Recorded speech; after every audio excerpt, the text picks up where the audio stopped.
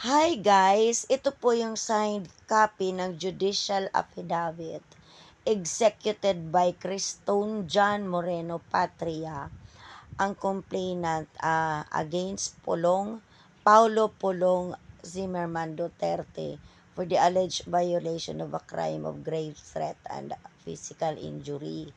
Nakuha po natin ito sa public site at maaari naman natin itong i-repost dahil si Pulong po ay isang public official at maaari tayong magbigay sa kanya ng fair comment based on this data na ating nakuha.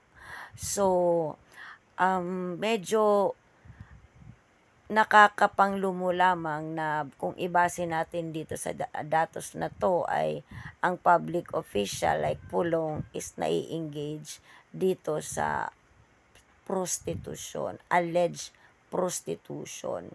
So, ito po ang focus video ng konfrontasyon ng dalawang panig na kung mapapansin natin, nakatungo ang complainant at si Pulong ay may binubulong at naghi-headbutt while kinakausap itong complainant.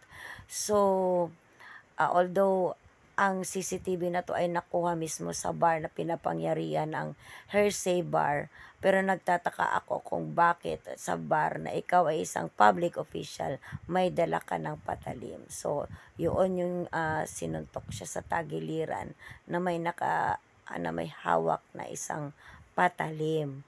So, nakakapagtaka na public place ito at may public official ka. Ayan, ito yung closer, medyo wide screen na kuha na talagang may pang-aamba ng patalim na hawak ni Pulong in a public place. Pakatandaan natin, wala po talagang baril sa ngayon dahil election gun ban.